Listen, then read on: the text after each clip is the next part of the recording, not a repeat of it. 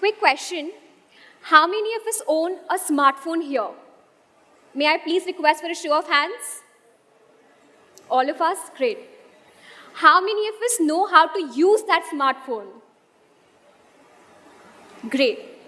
Now keep your hands raised if you all are just like me, who loves to stay connected to the world, constantly exploring the Instagram feed, posting all updates about my food binges, travel stories, shopping spree.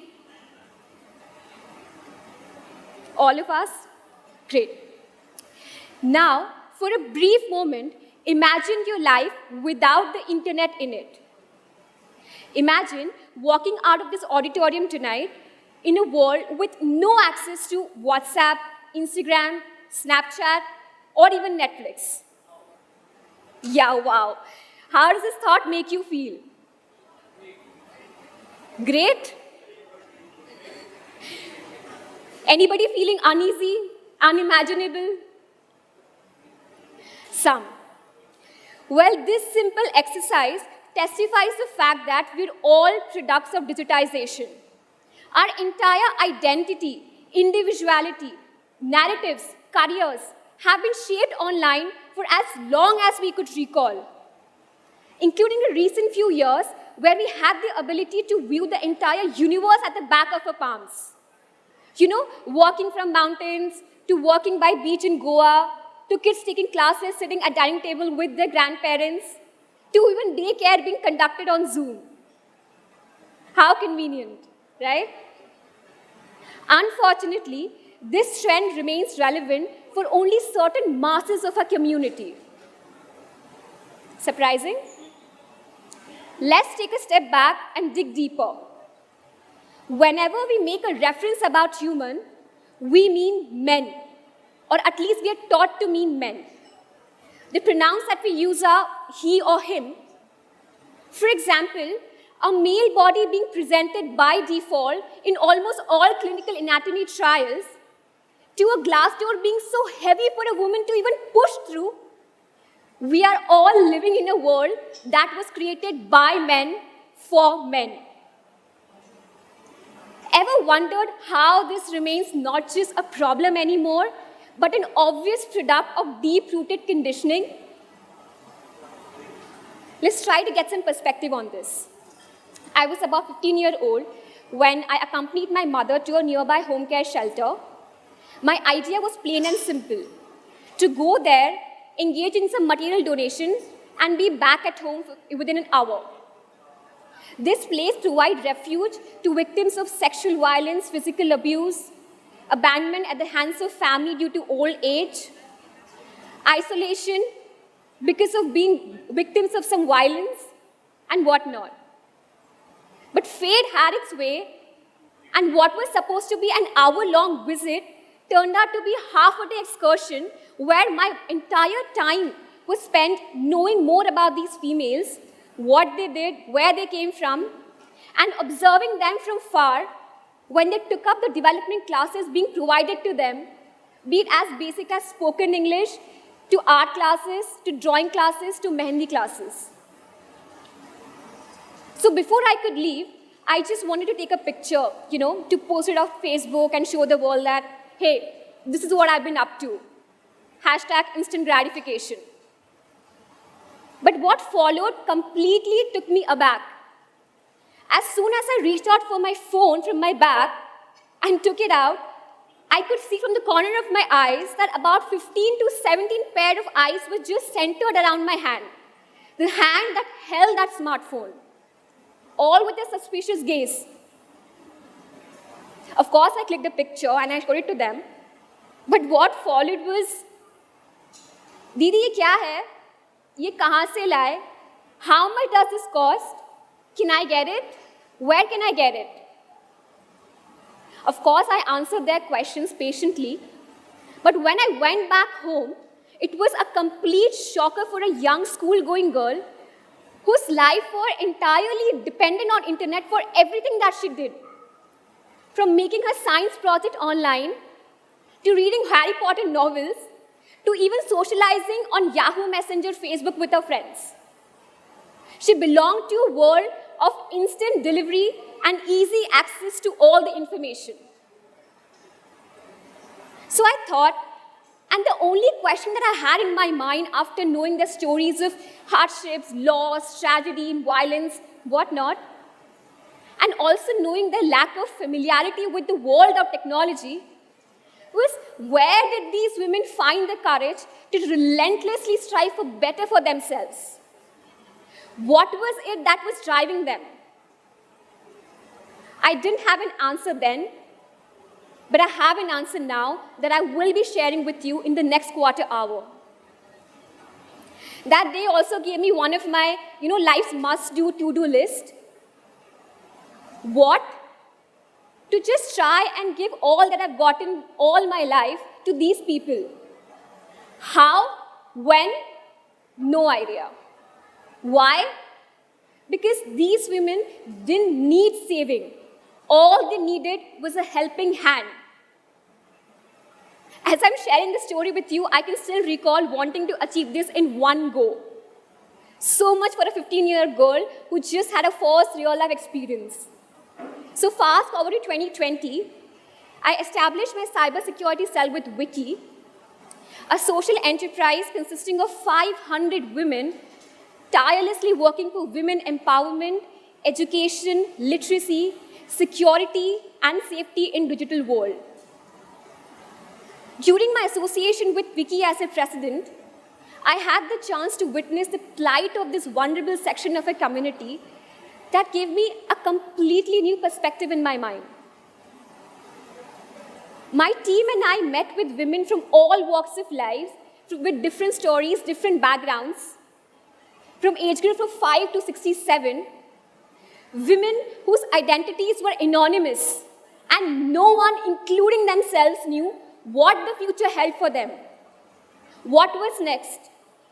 And the best thing, probably the only thing that they could do, was just to sit down and speculate and wait for that one day when they were free to shine, away from all the responsibilities that life threw at them as a mark of them being a female, including the responsibility of saving this wounded world, this pandemic-paralyzed world that we all survived, with their little hands and their brave hearts. So when my team and I spoke to them, just to understand what all was going on in their lives, we realized that most of these females were struggling with the concept of a smart device. Some, and I emphasize some, knew what a basic feature phone was because that was conveniently used by their fathers or husbands at home to dial a number. Some had access to smart devices, but no idea how to use it. Lack of confidence, lack of literacy, call it whatever.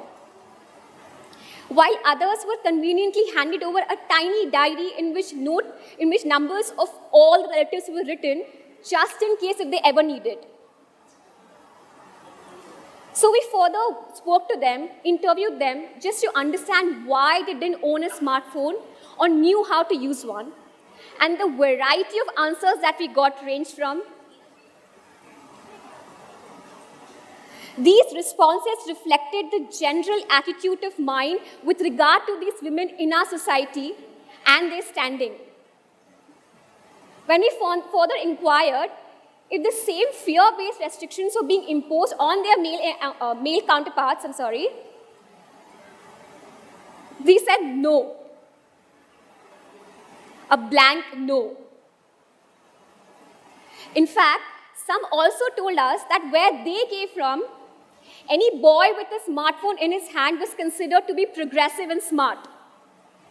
#cool-dude. So my team and I instinctively knew that we have an uphill battle in front of us. We needed to work our way from bottom up, just so that we're able to fulfill the need that we have started this organization, that is inclusivity. So we work with women who had basic level of literacy, just enough to read and write, but in their native languages, and had access to indirect smartphones through their families, etc. But they were hesitant to use any device that had English keypad or keyboard because of this language barrier. So we taught them to recognize and identify standard features, icons, signs, and symbols, just so that they're able to log into their device and use internet using voice commands in their native languages. That was mostly Hindi. We also worked with women who had absolutely no level of literacy, but were keen to upscale themselves. We helped them to buy second-hand smart devices and procure data packages by taking up odd jobs in their neighborhood. And we also spoke to the adjoining semi-urban areas just so that they're able to find some domestic work, either of cleaning, cooking, babysitting, to be able to achieve this milestone of procuring a second-hand device. And when they achieved this, we taught them everything through our targeted workshops, from what a charger entails, to how to switch on a phone, to how to switch it off, to how to click a picture, everything. We also collaborated to sponsor education of girls in 10th and 12th standards who were keen on pursuing science as their subject, hired private tutors for them so that they are able to learn basics of computer science, coding, and everything about science that could have helped them have an edge in the competition they would have otherwise faced. We spoke to parents of young girls who were being devoid of education, especially in pandemic, and tried to convince them to let them use at least for education purposes. Some agreed, but only under strict supervision of their families. Some shut the doors at our faces, while others requested our assistance to help them procure second-hand devices. We recommended that they pool in all their savings and buy smartphones that could be used in clusters for girls in their neighborhood, where they can form groups of 5 to 7 and comfortably study in their neighborhood. So with just a little nudge in the correct direction, not only these women were able to overcome their social isolation, organize their lives, but also finally get that self-autonomy. When we spoke to them further in our annual review meeting about, what was it that you think that these women were being encouraged by, I asked my colleague, what do you think after speaking with 3,000 women that was common in all of them? The top answers were a huge sense of curiosity and a willingness to learn and adapt when we gave them a chance. And when they chose to take that chance, they finally got that self-power where they could control their narratives instead of being controlled by their narratives. And that was the moment when this young girl got answers to the question that what was it that was driving these women for better for themselves. While my team and I had initially set off to, empower these women to find a place for themselves, these women in turn empowered us to think, to act, to believe, to dare, to dream, to succeed, and to fail. These women who were undervalued, underestimated for almost all their lives, knew why the way they perceived themselves, the stories that they told themselves had to be changed. And for them to bring about this change, they were absolutely okay to be pushed beyond their comfort zones. Even when they didn't know if they were making the right choice or taking a correct decision.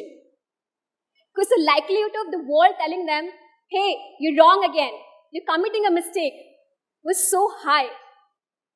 But they were okay with it. Because at least they were making these mistakes for themselves. They assured us that life goes on, and living a life within your safety net would mean nothing if at the end of the day you hit the sack with haunted memories of everything that you could have attempted, that could have led you to conquer your greatest fears or achieve your greatest accomplishments. And most importantly, these women taught us that if you really want something to happen, if you believe in that change, if you're willing to put your 100% conviction into it, you need to learn to take risks. Even if that meant finding an answer to a question that your teenage self had, or learning how to use a smart device at the age of 50. So when we take that risk, the why to a what becomes more important than how and when to a what. Thank you.